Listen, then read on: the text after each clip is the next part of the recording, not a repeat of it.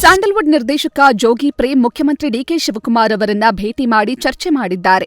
ಮುಖ್ಯಮಂತ್ರಿಗಳನ್ನ ಭೇಟಿ ಮಾಡಿದ ಪ್ರೇಮ್ ಆಂಜನೇಯ ಸ್ವಾಮಿ ವಿಗ್ರಹವನ್ನ ಉಡುಗೊರೆಯಾಗಿ ನೀಡಿ ಗೌರವ ಸಲ್ಲಿಸಿದ್ರು. ಸದ್ಯ ಪ್ರೇಮ್ ಹಾಗೂ ಸಿಎಂ ಭೇಟಿ ಕುತೂಹಲಕ್ಕೆ ಕಾರಣವಾಗಿದ್ದು, ಫೋಟೋಗಳು ಸಾಮಾಜಿಕ ಜಾಲತಾಣಗಳಲ್ಲಿ ಗಮನ ಸೆಳೆಯುತ್ತಿವೆ. ಸರಿಯಾಗಿ ವೇತನ ಪಾವತಿಸದ ಹಾಗೂ ಇಎಸ್ಐ ಪಿಎಫ್ ನೀಡದ ಏಜೆನ್ಸಿ ವಿರುದ್ಧ ಹೊರಗುತ್ತಿಗೆ ನೌಕರರು ಪ್ರತಿಭಟನೆಗಿಳಿದಿದ್ದಾರೆ. ತುಮಕೂರು ಜಿಲ್ಲೆ ಆರೋಗ್ಯ ಇಲಾಖೆ ವ್ಯಾಪ್ತಿಯಲ್ಲಿ ಕಾರ್ಯನಿರ್ವಹಿಸುತ್ತಿರುವ ಹೊರಗುತ್ತಿಗೆ ನೌಕರರಿಗೆ ಕಳೆದ 3 ತಿಂಗಳಿನಿಂದ ಪ್ರತಿಭಟನೆ ಮಾಡಲಾಗುತ್ತಿದ್ದು, ಕೂಡಲೇ ವೇತನ ಪಾವತಿಸುವಂತೆ ಆಗ್ರಹಿಸಿ ಹೋರಾಟ ಕೈಗೊಂಡಿದ್ದಾರೆ. ಚಿಕ್ಕಮಗಳೂರು ಜಿಲ್ಲೆಯ ಕಳಸಾ ತಾಲೂಕಿನ ಬಾಳೆಹೊಳೆ ಗ್ರಾಮದಲ್ಲಿ ಅರಣ್ಯ ಇಲಾಖೆ ನಿರ್ಮಿಸಿರುವ ಸರ್ಕಾರಿ ಕಟ್ಟಡವೊಂದು ನಿರ್ವಹಣೆ ಕೊರತೆಯಿಂದಾಗಿ ಪಾಳು ಬಿದ್ದಿದೆ. ಸಾರ್ವಜನಿಕರ ತೆರಿಗೆ ಹಣದಲ್ಲಿ ಲಕ್ಷಾಂತರ ರೂಪಾಯಿ ವೆಚ್ಚ ಮಾಡಿ ನಿರ್ಮಿಸಿರುವ ಈ ಕಟ್ಟಡಕ್ಕೆ 5 ವರ್ಷ ಕಳೆದರೂ ಅಧಿಕೃತ ಬಳಕೆಗೆ ಉಪಯೋಗವಾಗ್ತಿಲ್ಲ.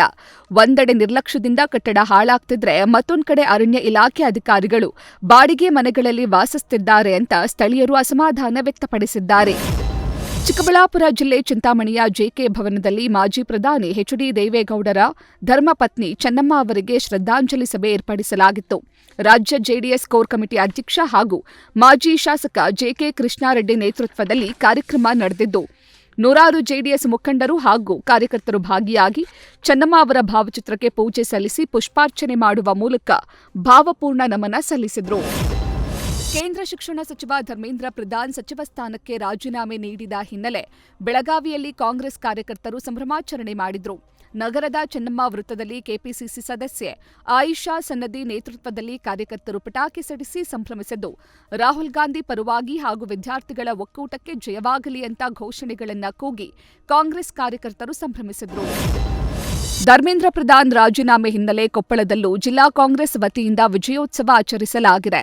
ನಗರದ ಅಶೋಕ ವೃತ್ತದಲ್ಲಿ ಕಾಂಗ್ರೆಸ್ ಮುಖಂಡರು ಹಾಗೂ ಕಾರ್ಯಕರ್ತರು ಪಟಾಕಿ ಸಿಡಿಸಿ ಸಿಹಿ ಹಂಚಿ ಸಂಭ್ರಮಿಸಿದರು. ಹಾರಂಗಿ ಜಲಾನಯನ ಪ್ರದೇಶ ಹಾಗೂ ಕಾವೇರಿ ಕೊಳ್ಳದ ವ್ಯಾಪ್ತಿಯ ರೈತರ ಮೊಗದಲ್ಲಿ ಮಂದಹಾಸ ಮೂಡಿದೆ. ತಡವಾಗಿಯಾದರೂ ಕಾವೇರಿ ತವರು ಕೊಡಗಿನ ಹಾರಂಗಿ ಜಲಾಶಯ ಸಂಪೂರ್ಣ ಭರ್ತಿಯಾಗಿದ್ದು, ಕಾವೇರಿ ನದಿಗೆ ಭಾರೀ ಪ್ರಮಾಣದಲ್ಲಿ ನೀರು ಹರಿಸಲಾಗಿದೆ. ಈ ಬಾರಿ ಕೊಡಗಿನಲ್ಲಿ ಉತ್ತಮ ಮಳೆಯಾಗಿದ್ದು 2859 ಅಡಿ ಗರಿಷ್ಠ ಮಟ್ಟದ ಹಾರಂಗಿ ಜಲಾಶಯ ಭರ್ತಿಯಾಗಿದೆ. ಆಲಮಟ್ಟಿ ಜಲಾಶಯದಿಂದ ನದಿಗೆ ನೀರು ಹರಿಸುತ್ತಿರುವುದಕ್ಕೆ ರೈತರು ವಿರೋಧ ವ್ಯಕ್ತಪಡಿಸಿದ್ದಾರೆ. ವಿಜಯಪುರ ಜಿಲ್ಲೆಯ ನಿಡಗುಂದಿ ತಾಲೂಕಿನಲ್ಲಿ ಆಲಮಟ್ಟಿ ಜಲಾಶಯ ಇದ್ದು, ಮಹಾರಾಷ್ಟ್ರದಲ್ಲಿ ಸುರಿದ ಮಳೆಯಿಂದ ಕೃಷ್ಣಾ ನದಿಗೆ ಒಳಹರಿವು ಹೆಚ್ಚಾಗಿತ್ತು.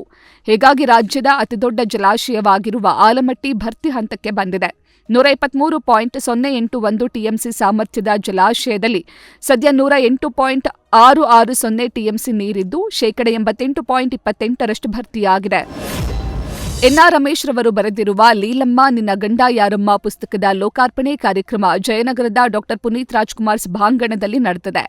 ಸ್ನೇಹ ಬುಕ್ ಹೌಸ್ ಪ್ರಕಟಿಸಿರುವ ಪುಸ್ತಕವನ್ನು ಅಖಿಲ ಕರ್ನಾಟಕ ಡಾ ರಾಜ್ಕುಮಾರ್ ಅಭಿಮಾನಿಗಳ ಒಕ್ಕೂಟದ ಕಾರ್ಯಕ್ರಮದಲ್ಲಿ ಅಖಿಲ ಭಾರತ ಶರಣ ಸಾಹಿತ್ಯ ಪರಿಷತ್ತಿನ ಅಧ್ಯಕ್ಷ ಡಾ ಸಿ ಸೋಮಶೇಖರ್ ಅವರು ಬಿಡುಗಡೆ ಮಾಡಿದರು. ಉಡುಪಿ ನಗರದಲ್ಲಿ ಡೆಂಗ್ಯೂ ಪ್ರಕರಣಗಳು ಹೆಚ್ಚಾಗ್ತಾ ಇದ್ರೂ ಆರೋಗ್ಯ ಇಲಾಖೆ ಇನ್ನೂ ಎಚ್ಚೆತ್ತುಕೊಂಡಿಲ್ಲ. ಉಡುಪಿಯ ಕಲ್ಸಂಕದಲ್ಲಿರುವ ಜಯಲಕ್ಷ್ಮಿ ಸ್ಟೋರ್ಸ್ನ ಮಾಲೀಕ ಅನಂತ ರೈ ಕಾಮತ್ ರವರ ಕಟ್ಟಡ ಕಾಮಗಾರಿ ಹಲವು ಕಾರಣಗಳಿಂದ ಪೂರ್ಣವಾಗದೆ ಸ್ಥಗಿತಗೊಂಡಿದೆ.